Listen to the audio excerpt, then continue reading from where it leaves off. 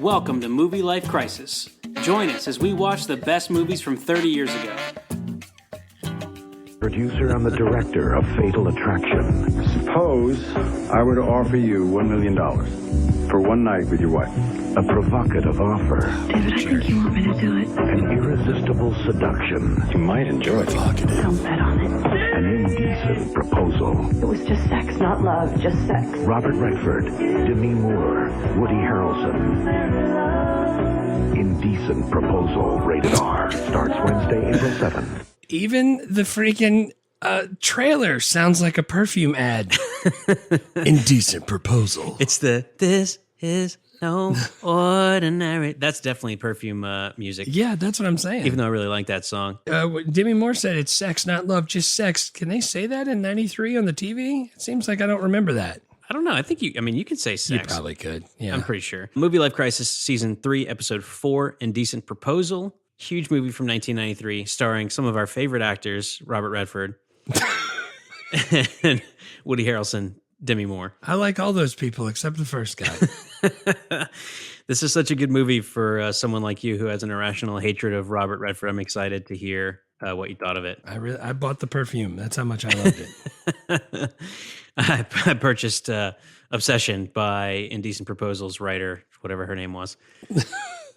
Holden. Hang on, I got it. Amy Holden Jones. Holden Jones, yeah. She's got the three names. She's got the extra stuff now. All right, so Indecent Proposal, this billionaire offers Woody Harrelson $1 million for one night with his wife.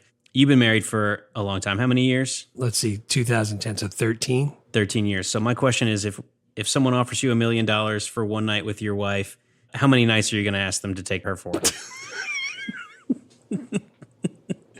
They can have her for a week, 10 days. That's what I feel like, 5 to 10 days, $5 million, $10 million, you get a little break. She comes back, you guys are loaded. Seems like a great deal. Think how much stuff I could get done. I could watch so many movies with the volume on and not have to dip my corn chips in water so I don't wake Princess up. Yeah, it would be great. Yeah, 10 days if you didn't hang the scrubs up exactly right, and then she comes back with $10 million. And that'd be cool because out of the $10 million, you probably get to use like $200-$300 for yourself. Oh, easily. Maybe $350. She would probably give me $350. All right. Before we get started, Groundhog Day came out last week. Huge movie we really like. And the episode did really well. A lot of people watched it. We got a lot of good feedback that they enjoyed the interview with Stephen Tobolowsky, Ned Ryerson himself. Yeah, so that was so cool. Yeah, we also released the full interview with Stephen Tobolowsky on our Patreon, which you can find on our website, movielifecrisis.com, and all the Patreon tiers get access to all the bonus content. So for $5 a month, you can help us out a little bit and hear the full uncut 45-minute interview we did with Stephen, where he gets really into more stuff about acting and more Groundhog Day stuff too. But that was we had a lot of fun doing that. It seems like it went over really well, and a lot of people were able to listen, which is great. Yeah, man, absolutely. Before we start on this movie, I wanted to run something by you. I saw this thing on Twitter. One of our followers posted it, and I was looking at it. It's this Never Have I Ever retro edition, where it's like, hey, here's all these things. If you've ever done these things, you get a point. And I'm gonna read the things to you real quick, and you keep a mental track of how many of them you've done. I think there's like 20. So got it. Use a rotary phone. Yeah. Used a floppy disk. Yeah. Used a typewriter, taken photos with a film camera, listen to music on CD, listen to music on cassette, listen to music on vinyl, listen to music on a Walkman, listen to music on a boombox, watched a video from a VHS tape, sent or received a fax, had a MySpace account, had an AOL email, accessed the internet by dial-up, used a phone book, sent a postcard, used a paper map, owned a dictionary, owned an encyclopedia, paid for something with a paper check. Is there anything on that list that you have not done? I'm really close on this one. Really close. Yeah, the only thing I didn't have was an AOL email address. Exactly the same. I'm 19 for 20. AOL email is the only one. If they asked about Hotmail, I'm there. But I never was a had an Hotmail AOL person account. too. Yeah, man. Yeah. I remember I was having AOL because remember they sent the discs out to everybody. They sent the coasters, the AOL, the AOL CDs. We definitely did the trial thing and like checked it out to see what was what. But that's a lot of things that like I know my kids are never gonna do. No. You know what I'm saying? That's weird. No, dude, almost everything on that list they'll never do. It was so, I mean, like I guess the only thing on that list that people still do is listen to music on vinyl because vinyl is like got cool again. Well, they have. I have all the tapes at my house, like my cassette tapes, and I have the boom box that I originally had that always went to all the swim meets and stuff on like 9 D-cell batteries. Yeah, and a small portable generator. My kid, they listen to it on tape just to see what it's like. That's awesome. So they've done that. I need to find my Walkman. I'm going to let them walk around with a CD so they could see how much it skips. Because that'd be a really good lesson for your kids or anyone's kids. Really, it's like, here's a CD player, portable CD player that does not have electronic skip protection. Listen to music. Yeah. See how that goes. Walk around the house. All right, cool. I just want to do that little flashback. I feel like 93, a lot of that stuff was happening. Yeah, that's crazy. Cool. Let's do Indecent Proposal. Give us the Chat GPT synopsis. The movie Indecent Proposal, a 1993 drama about a young couple named David and Diana, played by Woody Harrelson and Demi Moore, who face financial difficulties and are offered $1 million by a billionaire named John, played by Robert Redford, to spend a night with Diana. After much consideration, Diana agrees to the proposal, which leads to marital problems, shocker, and emotional turmoil for the couple. In the end, David and Diana reconcile and decide to stay together, but the experience leaves them changed forever. That's a pretty good summary from a computer. What was the prompt? You just said, give me a... I said, give me a 3-sentence summary of the 1993 movie Indecent Proposal. That's ridiculous. Has it watched the movie, or does it search the internet and just look at all the other information? I feel sure that it just goes and it just takes that string that I typed it and it types it into Google and probably takes the first 5 results and then reorganizes them. Yeah, that's a good way to do that. Because that's what I do when people ask me questions that I don't know. I Google it and then I read 3 or 4 things about it and then I answer whatever the summary of those things were. Yeah, that's a good call. And I'm like, man, you know everything. I'm like, I literally just typed what you asked me into Google, and then I told you what it said. I just flung it at the internet, and this is what came back. Here, does this mean anything to you? Here's what the internet has for that. This is a big movie, number 6 on the year behind Mrs. Doubtfire. $38 million budget, $266 million gross. How did it make this much money? I mean, I have a couple of really big, jiggly reasons it probably made this much money, but I have no, like, I don't get it. It's funny, man. I didn't remember the movie that well, and as I was watching it, I thought it was a different type of movie. I thought it had like a different tone than it ended up having, and I was like, oh, this is not what I would have guessed. Yeah, how this was going to go. Do you think a lot of people went to the theater and thought that too, or that would explain a good opening week? But this thing was number 1 for like 5 straight weeks, which means, as Stephen Tobolowsky told us, that it had legs. That people kept saying, like, you should go see Indecent Proposal. It's really good. Yeah, you could see him. You should go see it. You could see Demi Moore pops off the screen. She just gets that huge, firm screen presence that everyone likes. Oh man, did she ever? And Woody Harrelson's, half naked in a lot of this too. I could see its appeal for everybody. I guess. I don't. He doesn't do anything for me, but Awards? Did you find any awards? It won the BMI Film Music Award for music.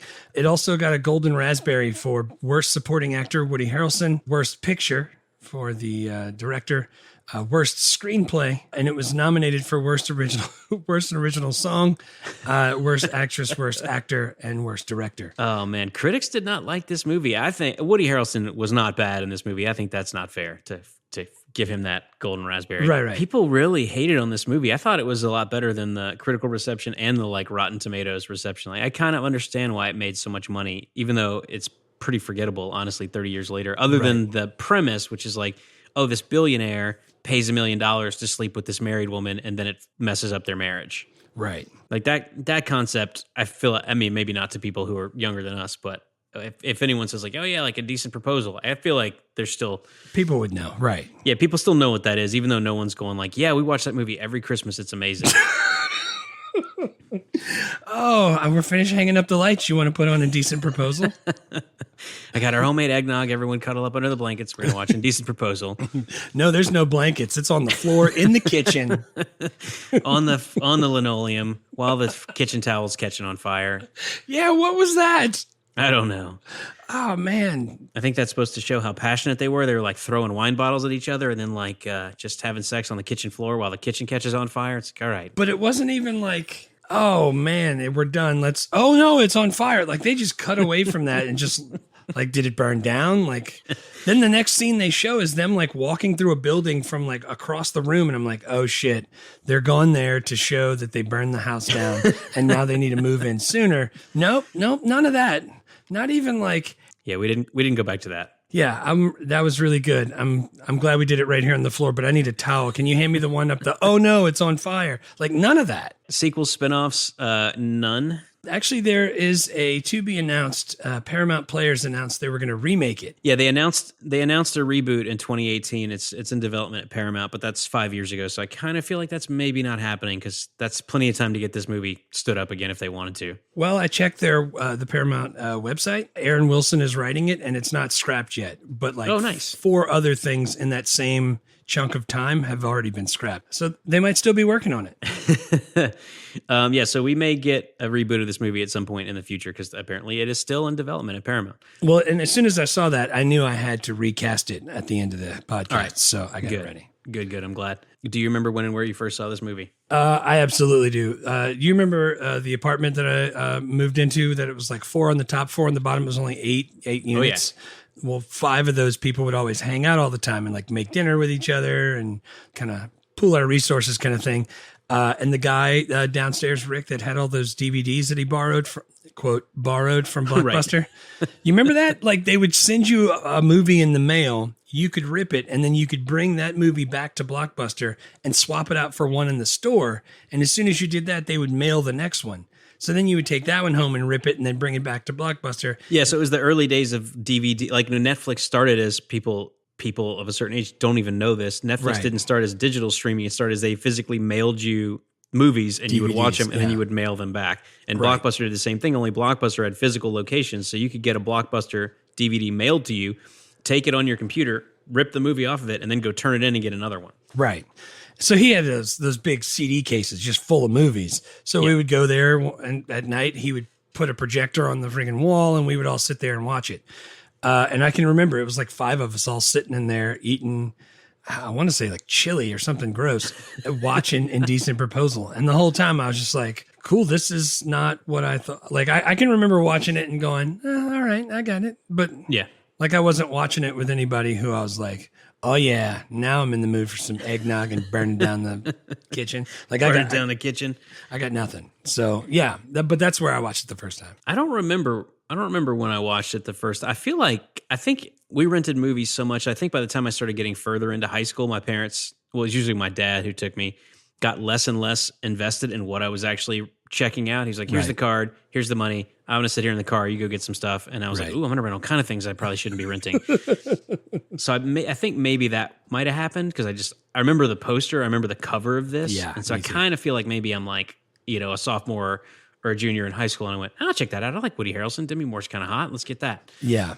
I don't know why I would have been interested in this at that point in time. But maybe I just thought there would be boobs in it, and I rented it, and I was like, ooh, there are boobs in this. Yeah, but were there? Really? Well, I mean, when you're 16 or 17 and there's no internet, like this is probably plenty of boobs for that point in time. Yeah.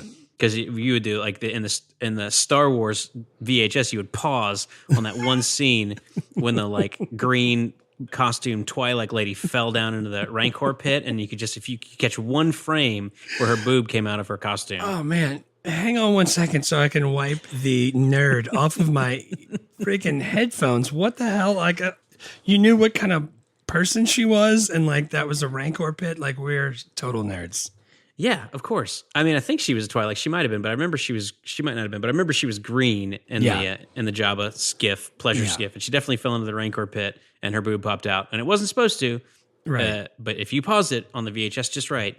So point is, I'm saying when you're like a teenager and there's no internet, you will go to great lengths to see boobs. Dude, I'm telling you right now, I'm sitting in the living room, sitting where I can see down the hallway in case somebody's coming with my thumb on the jump back to the next channel button, just waiting to see if there's going to be more boobs after there's boobs in the beginning. And it turns out no more boobs. Children out there without the internet that are watching this movie on VHS, skip it. Yeah. Yeah. Well, I mean, now that we're in the future, if you really want to see Demi Moore naked, there are much better movie options than this. Yeah. Oh boy, is there. Because there's the whole movie Striptease. Right. Where do you rate? I think you're going to rate this a lot differently than me, which is super fun. I actually, Yeah, I was surprised. I knew it was a good movie, and I knew that it did well on the year. I didn't remember it all that well, so I didn't think I was going to like it very much. And it's not that I liked it, but I did think it was it was oddly compelling. I thought it was sweet. Like in my mind, I was like, oh, I think this is like a sexy thriller, and there's going to be like a bunch of like ominous music and like someone's going to pull a knife on someone. It was like, no, but it was sweet. It was just a love story where this Robert Redford, this douchebag, just f***ed up this marriage. Yeah. And like the music was sweet, and like the Woody and Demi were really sweet together. And I don't know, man. I liked it a lot more than I was thinking. I actually flirted with giving it an 8, but I ended up at 6.5 Jimmy Dogs. Oh my God, an 8. I can't. I don't even know. I couldn't even believe I was contemplating that. I don't know when I was watching, I was like, this is kind of good. I don't remember it being good. So when I try to do this, all the second half of last season on the podcast is what I tried to do. Don't look at any ratings. Don't look at like the IMDb rating. I didn't look at any of that. I don't read any of the like reviews. I try not to look at that so I can go in with what I remember and how I feel about it. And then like I go and I write a bunch of notes. And then as I'm doing like extra notes, like awards and stuff like that, I happen to see all the other things. And I'm like, I don't want to be like the critics, because they are always like, Groundhog Day, that was horrible. You should watch The Pianist or something like that. Like, I don't want to be like that. So I don't like being like the people who do that, but I gave it 4.5 Jimmy Dogs because I thought it was really weird. I thought the editing was hard for me to watch and I didn't understand it. And then I didn't feel like there was real emotion. It felt like a Perfume ad for reals. Yeah. Not as many boobs as I thought. Well, that's what I was saying. I kind of thought it was like a sexy thriller, like even like Fatal Attraction kind of, which was directed by the same person. And it wasn't anything like that. But it turned out I remembered it so poorly that I actually really liked the movie that I watched way more than I thought I would. And I'm with you, man. I don't want to, I mean, I know the critics are way smarter than we are and this is their job, but I don't want to go like, this movie, did you enjoy it? And for me, it's like, yeah, I enjoyed it. I enjoyed the 2 hours that I watched it. Yeah. And, I'm not in a hurry to rewatch it because there's nothing really there for me to get from it again. It wasn't funny, Yeah, there's no quotes for me to like, oh yeah, I'm going to say that every time. My thing is too, is I keep like looking at them and I'm watching them. So like you're a real estate agent in Los Angeles. You're married to this awesome architect who won all these awards and he's up and coming and you have the perfect life. And then the recession hits and all of a sudden, like all your money's gone and your debts are piling up. What are you going to do? Well, you're married to Woody Harrelson. So of course you're going to go gamble because that dude gambles in every movie and always messes it up. I kept waiting for it to get like more interesting because I guess I already knew the premise.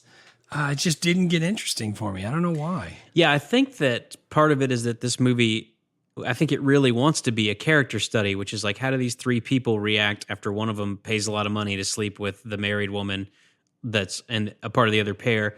But then it seems like the way the movie's marketed and the way that we remember it, that's not really, like Glengarry Glen Ross, like that's just like six people in a room talking. That's kind of what this movie was, except you don't think of them the same way. I hear what you're saying, and it's true. There was a lot of the movie I was thinking, I don't know what's going to happen next. Like, I don't remember what happens next. I don't know where this story should go. But I was interested by it. But one of the things I like about this movie is it's 2 hours, and if you're going to remake it, it wouldn't be. You'd cut a lot of stuff out. But I like the moments where like he's in his like new crappy apartment, and he's like, he has a dream and he's just like a flashback about her. And then he wakes up and the dog is licking him. Like you cut a lot of that stuff out, but I like that you have these little moments. Right. Yeah. I was like, how do we get to the end? This is weird. Why? The whole scene with the, she picked up another job to make ends meet and she taught in a class full of immigrants who were ogling the, I'd be hating some Robert Redford anyway. So like, he was trying to do the, I'm a golden boy and giving that dashing, debonair smile. And the whole time I was like, what a jerk. His character was terrible. Like, I mean, But it felt like they kept trying to make him not so terrible. They did. They kept giving him like little stuff to do where it's like, see, he's really a nice guy, even though he's super rich. Like he's like donating to charity, and he's like, yeah, helping people get up off. Like even when Woody Harrelson gets drunk and like takes a swing at him and falls over, he just has his butler like take him home and lay him in his bed. Yes. He's like, let's get you into the car. And it's like, hey, he's a nice guy. It's like, no, he's a terrible guy. He's really bad. What about at the end, though, when he's like, he starts talking about the other girls in the $1 Million Club, and then he leaves, like, she gets out because she's had enough, and she gets out, and then they give him that last, they could have left it like that, and he could have just been a jerk, and everybody would have hated him because he's the, quote, bad guy. But instead, they let him get out and go, yeah, she wanted out, or I wanted to end it because it wasn't right, or he really is Woody really loves her, whatever he said. I don't like how they kept giving him an out, and I think they did that because it's Robert Redford and everybody loves him, except me. Yeah, I don't know. I had that in my notes because Robert Redford is in my characters, but his character in this movie, the arc made no sense. And then that point that you're talking about, it's the very end. Woody Harrelson's just signed the divorce papers that Demi Moore gave to him. So like they're going to get divorced, and then he and Demi Moore are going to be together. And he just decides that like, oh no, actually I think she's going to always really love Woody Harrelson. I'm going to tell her some lies to get her to break up with me. It's like, dude, you've been a complete sociopath the entire movie. You saw her in Vegas. You tried to buy her a dress. She's like, I'm not for sale. I'm married. And then you like manufacture a way to meet her. You get her to gamble with you. You invite her and her husband to stay in the suite that you booked for him. You bring them up to your private party and you guys are shooting pool. Yeah. You throw out like, hey man, maybe I give you $1 million if I can have sex with your wife for one night. Good. Think on that for a while. It's the recession. I'm a billionaire. Right. And then after the night happens and they get the money and they go off and their marriage is crumbling because they can't deal with it, he still doesn't leave him alone. He goes and buys their dream home out from underneath him because it's in default. Yeah. And then he starts following her around going like, she's a realtor. She's changed brokerages a bunch of different times. And he's like, hey, I need you to show me houses. He's like, and Demi Moore's like, I don't want to. And her boss is like, I don't care. You're doing it because he's rich. Right. He's freaking stalking her. He's being creepy and it's Robert Redford. So everyone's like, he's fine. He seems like he's nice. He's such but a the nice character, guy. like that is terrifying. All of that stuff. Yeah. No, I'm totally with you. You know how I feel about Robert Redford. Well, let's do best real quick. Do you have any, you got scenes? You want to start with a scene? I didn't have that many. So I didn't either. One scene I have is when Oliver Platt, who is Woody Harrelson and Demi Moore's lawyer, is his name's Jeremy. He shows up to sign the deal to make sure that there's not going to be any problems. Yeah, sign the contract. Yeah, sign the contract to make sure they're going to get the money and there's the sex contract. Right, the sex contract. So that whole scene, and I have it in my quotes. I don't know, dude. I really liked it when he's like, okay, David, before we get any further, let's get this moral issue out of the way. And Woody Harrelson's like, no, I guess, dude, just leave that to us. He's like, no, referring to my fee, I get 5%. Because he was like a lawyer through and through all the way.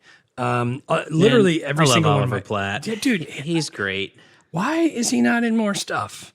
I don't know. I feel like he stayed pretty busy. I think he's done a lot of Broadway and stuff like that. But every time I see him, I'm just so happy. Yeah, I really like him. I have 3 quotes, and all 3 of them are from when he's interacting with people. Yeah, I only have one quote, and it's from him. Yeah. So that was the only scene that I had, and we'll talk about it more when I get to the quotes, so we can do that part. But nice. The only other scene I had just says boobs. Because that's the only other part I can really even remember by the time I get to the end of the movie. Yeah, the first scene that I had it's really more than a scene. It's the entire opening sequence. It's the first 10 minutes, but I really like the way this movie opens. It's literally 10 straight minutes of flashback / montage with Demi Moore and Woody Harrelson doing voiceover, explaining their entire history together. They met in high school, and then they fell in love, and then they moved in together, and they're broke, but they really like each other. And I love that. I love that move. Happy Gilmore opens the same way. It's like a montage of him growing up playing hockey. I freaking love it. I love it. Catch you all the way up to where you need to be in just a short amount of time. I want to tell you all about the history of these characters, and I'm going to do it right from the very top of the movie using flashback and voiceover. Yeah. And that's my jam. I know people don't like that. And this movie used a lot of voiceover, which is easy to do poorly, but I actually liked it all. It weirded me out because I even forgot that there was a voiceover until the very end when Demi Moore started doing it again when she was walking out to the to the pier. Yeah, well, that's the bookend, right? It's the movie starts with voiceover, and then there's 99% of it doesn't have that, and in the last couple of minutes, the voiceover comes back. I'm glad she knew which pier it was, and she didn't have to check all those piers from the Pier 1 down to that Pier 1 down by Pier 49. Yes, exactly. Seeing Los Angeles 30 years ago in this movie is really weird for me, having lived there. The fact that they could buy undeveloped land in Santa Monica that's like acres on the beach and they're going to build a house. I was just thinking, a little over 2 acres is what they said. Man, could you really buy acres of beachfront Santa Monica land 30 years ago? That seems wild. It seemed like it was like the shot they kept showing seemed like it was up on a cliff. But I looked at Santa Monica, and all the waterfront property right now is between $12 and $23 million. Yeah, and it's not like empty dirt. It's all been built on. Yeah, none of it's undeveloped. So yeah, that was I mean, it's different if you have not spent time there, but movies like this that are set in places like Vegas, seeing Vegas 30 years ago is really cool to me because I've been to Vegas in the last 2 or 3 years. It's right. Like, oh, dude, all these buildings are gone now. Yeah, it's so the kind of time capsule aspect of movies like this I really like, that are actually shot in the real locations that they're in. Right. That's what I was going to say. I sometimes can't tell if is that really New York or is that just, Pittsburgh and they're passing it off as New York kind of thing? Yeah. The other scene I had is the other one that I remembered from this movie before we watched it, which is when the three of them are shooting pool at Robert Redford's billionaire hotel suite. And he's just going like, just as a thought experiment, what if I purchased your wife for an evening? Right. He asked Woody Harrelson, which is kind of messed up, what would you say if I tried to purchase your wife? And he's like, and then he's like standing there like kind of dumbfounded. And Demi Moore's like, he'd tell you to go to hell. And he's like, I would tell you to go to hell. Yeah, he finally, like, buddy, you got to be quicker on that. If someone asks to purchase your wife, you got to have an answer ready. No, thank you. We're good. Pass. Next. Yeah. We got all the money we need. Thank you very much. Even though we just gambled it all away and we're actually super broke. Yeah. What the heck, Woody? Does he have a gambling problem in real life? I don't understand. I don't know. He's got to. It just anytime a human in a movie or a book or a video game or in real life makes the choice as a person, well, we don't have very much money. You know what we should do is take the little remaining bit and go to Vegas. Try to make it big in Vegas. That drives me, when I see that, I'm just like, oh no, man, that's not the move. Just go wait tables. That's a good idea. Yeah. And then the thing for me is Woody Harrelson does it all the time though. Like Money Train. Yeah. He like gambles White Man it away. Can't Jump. White Man Can't Jump. He did it on a dunk. That's why I'm wondering, does Woody have a gambling problem? Is that why he's in so many movies? Yeah. Hunger Games. No, there's no gambling in that movie. I mean, there is kind of, but not with money. Yeah, not with money. Only with human lives. I didn't have any other scenes. I just had those two. Yeah, that's a good scene. I probably should have put the one where they were playing pool because that's the one like everybody remembers. You have any more, or should we go to quotes? We can go to quotes because I got no more scenes. All right, cool. What's your first quote? Actually, I only have one. Let me go first. Yeah, you go first. It's when Woody Harrelson is on the phone with Oliver Platt saying like, hey man, I got a deal. That's my first one too. He's like, Oliver Platt's meeting with screenwriters in LA and he puts Woody Harrelson on speakerphone. He's like, oh, it's an old college buddy. And Woody's like, hey man, I got a deal. I need you to close it fast. And he's like, all right, sure. He's like, what is it? He's like, we got $1 million. He's like, for what? He's like, for one night with Diana. And Oliver Platt gets really mad. He goes, what? He goes, he starts yelling at him. He's like, I can't believe that you negotiated without me. I could have got you at least $2 million. He's like obviously you don't want to get screwed and then screwed. And the two like screenwriters get up and start to walk out. He's like, no, wait. And they're like, no, you're our guy. We love this. Yeah, this is perfect. You're hired. Yeah, that's the same one I had, man. When he was just like, well, let me get this straight. As in your wife, Diana, and you agreed to it?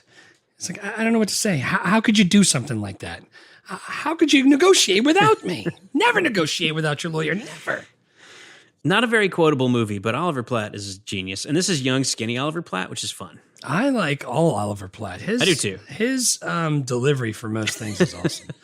The pen on 3 to Tango, when he's like, yeah, just click the pen. Just click it. He's like, click. He's just clicking it next to his head. I really like that movie. I'm interested to see when we do it for the podcast how it's going to hold up in a world where like pretending to be gay to get a chick is not actually a cool thing to do. I thought about that for a lot of different movies that if we make it to the 2000s, in 7 years, we're going to watch like Boys and Girls and Loser and all those ones with like what's his name from American Pie. Like a lot of those type of movies that we used to watch a lot because they were funny.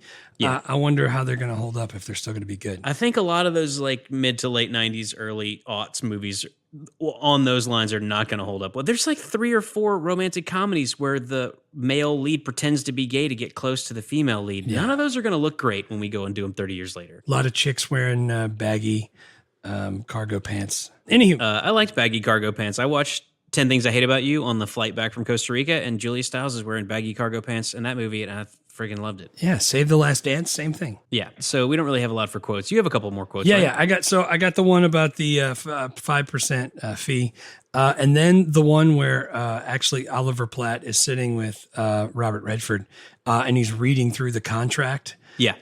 He's like, do you want to elaborate on the verification clause? And he's like, verification, that means even if the relationship isn't consummated. He's like, oh, you mean if I'm impotent? It's important to cover all the contingencies. He's like, I can live with that. And he's like, the John Garfield clause, that's if you die in the act. Dude, first of all, I don't know why, but I had just read an article about John Garfield like freaking 3 weeks ago. So I actually knew who that was. And I was like, that's amazing. If you don't know, he was an actor in the 40s whose acting career kind of went away because his family was from Russia and Jewish. And during the Red Scare, like it didn't work out for him and they thought he was a commie and all that stuff. And then he ended up having a heart attack at a quote friend's house. And she called the paramedics. So, by the way, that exact thing will also happen in another movie we'll do in 1993 this season, Dave, with Kevin Kline. Yeah, yeah. Because that's how the actual president that he's impersonating gets incapacitated. He's like cheating on the first lady and has a heart attack in the act. And then Kevin Kline comes in and impersonates him. Gee, I forgot about that. Yeah, that's the other quote I had. Dude, they're all with Oliver Platt. I like that guy. Not very quotable. I had to dig deep to even get just the one that I got. And the only other ones that I contemplated were Oliver Platt quotes. There is one quote that I put down that they said too many times. And I know that was like the thing that they were trying to do, but it says, have I ever told you that I love you? They said that like, I don't know, like 12 times in the movies, back and forth. Yeah, that was supposed to be their like special secret way of saying I love you to each other. And I think they just used it too many times. I think if they had done it a couple, like once in the beginning and then like once in the end, it would have been fine. But it happened like 5 or 6 times. It's like, all right, we get it. They just kept doing it. Yeah, it was like the thing on Ghost where they said ditto.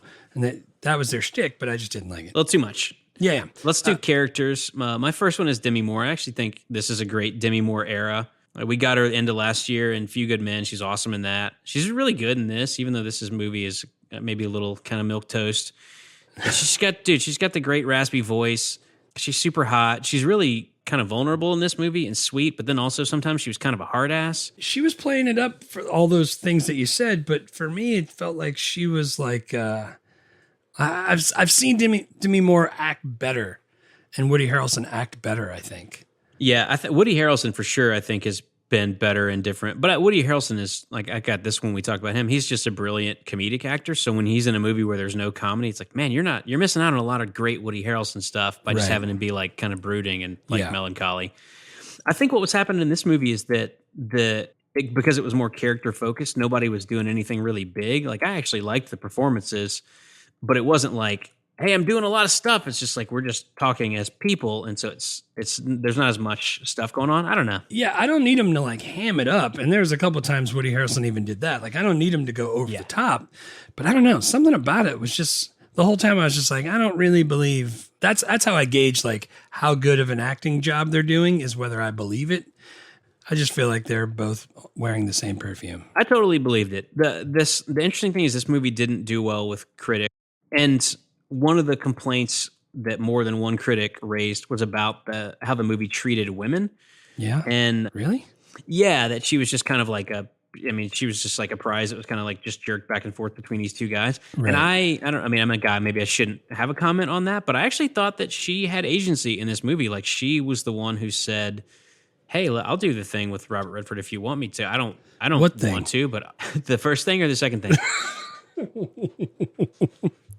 Yeah, dude, I'm totally with you. I thought she made choices, and then the premise of the movie is that Redford sees her in the casino and she's so hot he just has to like pay money to sleep with her. Like, that is not super friendly to women, but I thought Demi Moore's character like made choices and had right, because in the made beginning decisions. she was giving him the Heisman, and then after they thought about it, they were like, "Well, that is a lot of money," and I already slept with Bobo back at the bowling alley before we were married. Yeah. Whatever his name was. Yeah. They started talking about all that. So I don't know. Dude, there were parts where I was like, okay, yeah, I get it, but for the most part, I don't know. It just felt like they were going through the motions. Yeah. I will say I don't need a 2-hour movie starring really famous people to tell me that even if you're broke, it's not a good idea to sell your wife into prostitution. Or go to Vegas. Or go to Vegas with your remaining $5,000 that you borrowed from your dad. Yeah. Both of those are not the answer, no matter what your situation is. And then when you get the $1 million, you're so upset you don't want it. And then she doesn't want it. I'll take And then Oliver it if nobody Platt's wants like, it. I'll take it if no one wants it. He's on a Stairmaster, like a freaking old school in his house, a Stairmaster. Yeah, up on the balcony. But yeah, Demi Moore's my first character. Who's your first? My first one was Woody Harrelson as David Murphy. Again, he hammed it up a little bit, but I thought I liked, again, I think Robert Redford seems to play not the same character. I know he only has one face, so he can't really change it that much, but I'm saying I don't know. It seems like he's always that guy. And I don't like that. I picked Woody Harrelson as my first one because I love Woody Harrelson and I thought he did all right. And then, of course, the rest of them, you know who the rest of them are, or you'll probably guess. Yeah, I had Woody Harrelson. I ended up taking him off my list, but I like Woody Harrelson. I thought he was good in this. I just think if you have Woody Harrelson in a movie and there's no comedy elements, Right. You're missing the boat because he's great at that. Yeah. They could have added some comedy and lightened it up a little bit and maybe been less of an erotic thriller. I didn't think it was erotic or a thriller, but I think that's what they thought it was going to be, and so that was part of the... That's my thing. They didn't know what it was. I don't know, man. All right, Oliver Platt's my second. Me too. Yeah, we talked about him. He's great. He's great. Who's your third?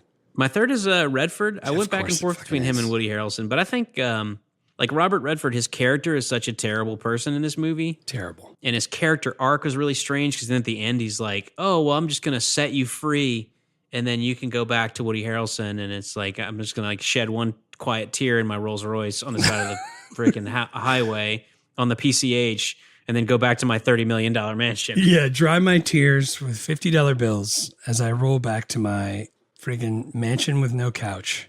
But here's why I put Redford, because even though his character is a horrible person, I still liked him. And I think that's the power of Robert Redford. Is like I should have really hated that guy. And I was I knew like, you were going to say the power of Robert Redford. dude, I just knew it. like him. He's just like, he does. I mean, I think he does the thing that like older generation movie stars would do, where it's not like Tom Hanks or even Adrian Brody from The Pianist. It's like they're great actors. They can disappear into roles. Like Robert Redford is making no attempt to disappear. He's just playing a movie star, and Right. people like that. It's same Yeah. with Tom Cruise. Yeah. Brad Pitt likes to like, oh, I'm going to disappear. You're going to forget that it's Brad Pitt. And Tom Cruise is like, motherfuckers, it's Tom Cruise. Here I am again. Is it a horse? Am I Irish? Are we flying a jet? Doesn't matter. It's Tom Cruise. Tom Cruise. Let me run. Yeah. And you just go, sweet. That's awesome. I'm into that. I don't know. The whole way Robert Redford acted this movie is how I pictured him when I said I was going to go have dinner with him. I just didn't like it. It just seems slimy. Yeah, he was. Dude, he's probably, no, I'm saying like in real life. This is how I picture Robert Redford.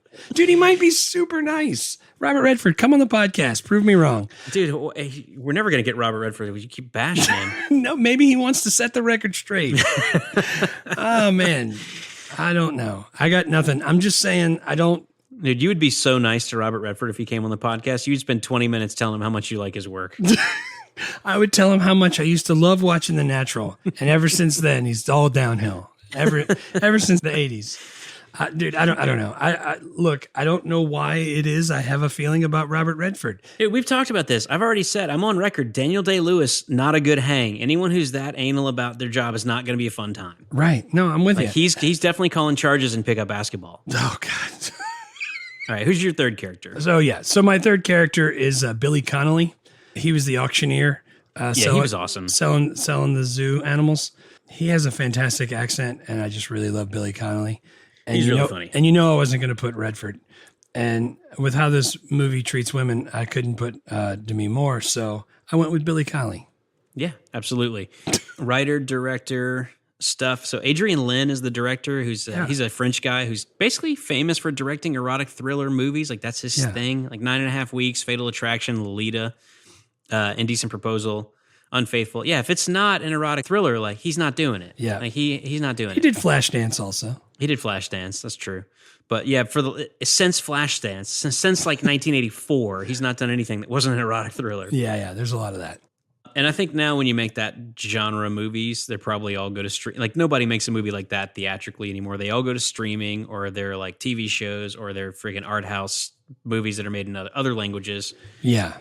Like this type of movies that go to theaters now, there's so few. It's like it's a sequel, or it's a superhero movie, or it's Christopher Guest, or it's Christopher Nolan. Like that's it. Or it's a superhero sequel movie made by Christopher Nolan. Sometimes you get the trifecta, and it's all of those. Yeah. The writer, Amy Holden Jones, the screenwriter, this book is based on the movie's based on a novel. She wrote the screenplay based on the novel. And she was actually a film editor, and she wanted to get into directing. And she was set up to edit the movie E.T., and said, I don't want to edit E.T. I want to be a director, so I'm going to not take that job, and I want to get into directing. That was a good call. You're right. But that's how committed she was to, like, I really want to direct. I'm going to give up editing the freaking Spielberg blockbuster. Right. And then it's like, because it's the 80s, Hollywood says basically, well, women can't really direct, but you could write some stuff for us. And so then she just becomes a screenwriter. Right. Mystic Pizza. And she wanted to direct that movie, and they wouldn't let her. They let someone else direct it, and then she writes. Yeah, she did Beethoven with John Hughes. I used to love that when I was younger. Yeah, Beethoven. I like that movie. And then she's been doing a lot of TV. Like she created The Resident, the TV show that came on in 2018 that I don't know about, but that apparently people watch. Yeah, that's a big one. My wife watches it. Yeah, totally.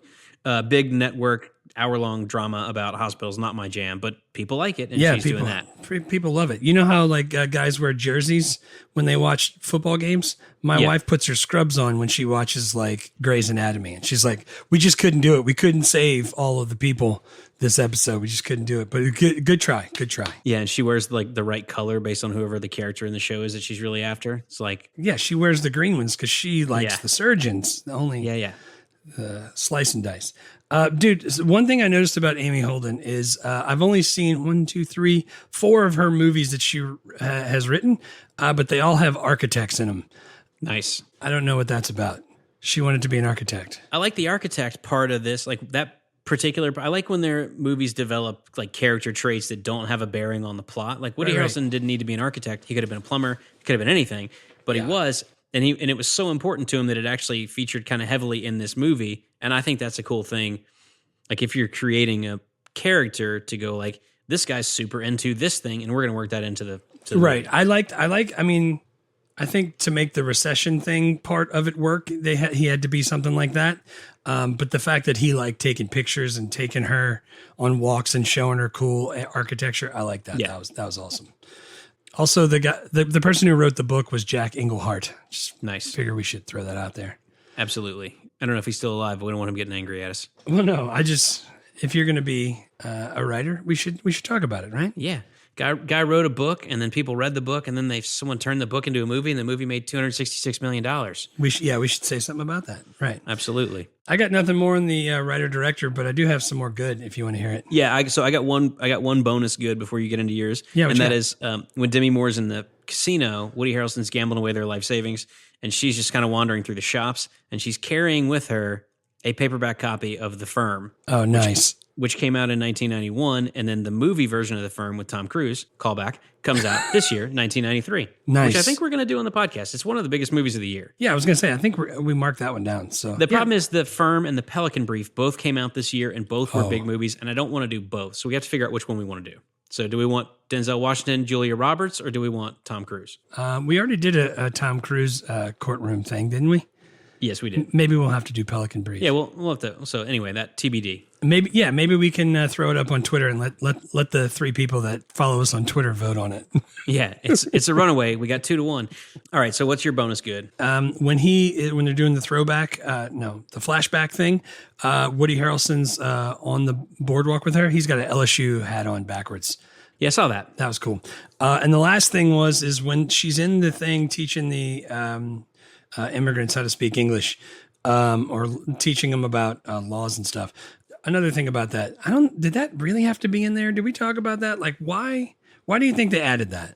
No, it definitely didn't have to be in there. I think it was they wanted to come up with another situation for Robert Redford to follow her around. Yeah. And I think they wanted for there to be an audience there that would like Robert Redford. And so I think they just invented this like, oh, she teaches this class, and then he comes there, and then they all love him. Right. So it could have been anything. It could have been like, yeah, she's volunteering with kids, and then he comes in, and the kids love him. But I just think that's what they picked. Yeah, they went with immigrants. So that's all the good I got. I don't have a lot of worst. I mean, I'm sure there's things that you will have, but I didn't. Not that much. I didn't write down a lot. The one thing I have for the worst is Woody Harrelson's character in this movie has a particular quirk that Demi Moore, his wife, does not like, and I also don't like it, which is that he sets his dirty shoes on top of the table where people eat. Yeah, he learned his lesson though. You saw him take the shoes off at the end. That's a freaking savage. No, well, he after she leaves him, he decides not to put his shoes on the table. You just can't come in with your freaking muddy baseball cleats and put them on the dinner table. That's not acceptable. Right. I don't care. I mean, I'm not like a germaphobe. I like Wolf was brushing his teeth last night and then stuck his toothbrush in my mouth. I go right along. I don't care. Right. But like, just don't put your shoes on the table. Yeah. Also not a germaphobe, but I don't like any of the stuff that you just mentioned. So, I think he left clothes everywhere. He was kind of a slob. Yeah. I think maybe that's just a quick way to show that, he's got some problems too. And then we don't have enough like time to really get into what they are, but we're just going to show he just leaves the shit everywhere. He's got a bunch of problems and she's a woman. So like they're both messed up. There's some challenges there. Worst character I have. Who do you think I put? Is it Oliver Platt? John Gage, the billionaire, played by Robert Redford. What a douche. Only thing I wrote down was... But billionaires are always shitty, so didn't he do a good job of portraying that? Yes, but what I wrote down was that his golden boy persona that he always does didn't work on me. Yeah. And I know they gave him a bunch of chances to make you not hate him, but it didn't work. I still hate him, and I don't want to have dinner with Robert Redford. All right, cool. I don't think that's going to be a problem. Ever.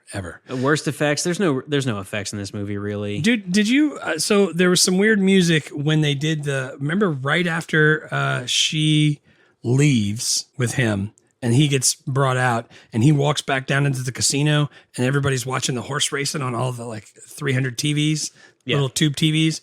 That's when it starts. There's like really sharp cuts from there all the way until he runs up to the helicopter. And there's like really weird music. And it was just a weird choice. They could have fixed that and made that better. I mean, that whole scene, I think, is not the way I would have done that because even in 1993, I can't imagine that in Vegas you can just get on at the casino floor and ride up to the penthouse and then walk out to the heliport, onto the helideck, onto the roof. I feel like they don't let just anybody go up there. Right. Probably not. He watched her fly away. And I think that's what they were going for. I think there's ways to show the angst that he's dealing with without having like, weird quick cuts and like crazy music. And then he like charges up and bangs on the door. Right. He could have just been in his room getting progressively drunker and like throwing sheets and I would have gotten the same message. Same message. Right. Yeah. Old tech. Did you get any old tech? Yeah. The all the phones had cords. Yeah. That was old. The room decor that on his yacht, in the hotel, everywhere, was super early 90s, late 80s. Lots of gold, metal, and glass tables. And the curtain remote was huge and clunky. The curtain remote was freaking giant. It's like the size of a laptop. Yes, exactly. That's what I said, yeah. I don't have any political correctness, you? No. And speaking of which, cameos. This movie did have one cameo I wanted to mention. In the rich white guy suite in Vegas, there was a piano player, and the piano player was Herbie Hancock. Herbie Hancock. Yeah, who obviously famously signed the Declaration of Independence. That's why people say now, just put your Herbie Hancock right there on that document. Oh, you could get 6 packs of soda or candy bars. Or I think Tommy Boy's in 95. I don't think it's 94, but it's coming up so soon and I can't wait. Yeah, I really can't wait. All right, cool. Let's get to 5 questions. 5 questions. Is it okay for kids? I would say no. I would think no. I'd say 15 or over. Yeah. Would it get made again? Yeah, it seems like they're trying to do it. It's been in development for 5 years, so I would expect that we are going to see this again. I just don't think this happens this way in the real world. So if they did remake it, I hope they make it a different way. The way it happened, I don't think would happen. The thing that I don't understand about remakes is this movie still well remembered enough to warrant a reboot? Are they thinking that they're going to get a ton of people go like, oh, sweet, they're remaking that. I'm going to be there on day one. Like, what's the appeal of this property? Because they're out of ideas. Well, but they're not though. They just don't make any of the new ones. This is not a complicated idea. I'm sure there are scripts that have just as cool an idea, but it's like, well, instead of using that cool new idea, we're going to reuse one from 30 years ago that no one really even remembers all that well. Maybe they're hoping all of those people that saw it, that made $266 million or whatever it was. I'm sure that's what they're hoping. I just, as a consumer, I just don't understand that thought process. Yeah, totally. Like, where's the online community that's like talking about Indecent Proposal all the time? I didn't find them when I looked for it. Yeah, and we send each other stuff all the time. It's like, dude, look, somebody on Reddit's like quoting a movie that we did last month. Like, if it was like some of these movies are still in the, like, we'll do Sandlot. You know, a lot of the movies from this year, even Wayne's World 2, like So I Married an Axe Murderer. You still see references to those movies on the internet if you're in the parts of the internet that we are a lot. I don't see shit about this movie. Ever. Yeah, I don't see it either. All right, movie or TV show? It's going to be a movie. So let's talk about the recasting for the new version. Who you got? All right, so I got Robert Redford being placed, since he's already played a billionaire once before, I want him replaced with Jamie Foxx. Yep. Because they're about the same age as Robert Redford was back then. He's about the same age. Woody Harrelson, I want replaced with Dylan O'Brien. He's in like the Teen Wolf show. Yeah, you've seen him before. Love and Monsters is a movie I just watched not that long ago. He's in the Maze Runner American movies. Assassin. Yeah, I've seen that. I've seen American some of his stuff he's been in. Yeah, I like that guy, and I think he could play this part. And then for Demi Moore, I want her replaced with Vanessa Hudgens. Yeah. She's from the newest Bad Boys movie. Yeah, I know who that is. Yeah, I think those three, they should shake it up good. I would like it. Yeah, can Jonah Hill be the Oliver Platt role? Absolutely. Is Jonah Hill too old to play Oliver Platt right now?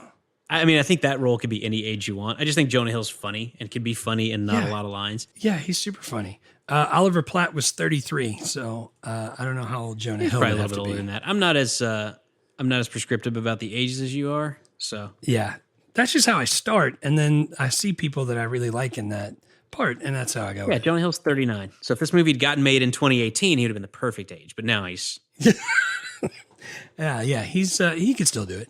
So can you still watch and enjoy this movie? Did you enjoy it? Yeah, Mr. 8, you almost enjoyed it way more. Yeah, I did enjoy it. Honestly, I didn't remember it, and I'm glad that I watched it again, and I don't think I'll ever watch it again. I totally enjoyed it. So if this is on in a hotel and it comes on TV, do you keep watching it? No. What if it's the part right before Oliver Platt does the thing? Yeah, I might watch the Oliver Platt. If Oliver Platt's about to come on screen, I might hang out for that. But otherwise, honestly, man, I would put on like women's college basketball in a second over this if I'm in a hotel and I'm flipping. It's like, I might just see. The tone that you used when you said women's college basketball infers that you don't think women's college basketball is worth watching. I don't watch any college basketball, but I'm saying like women's college basketball in the last 5 years or so has actually gotten really good. If I'm at my in-laws and they're watching like Tennessee, whatever Tennessee is on, they just watch that sport.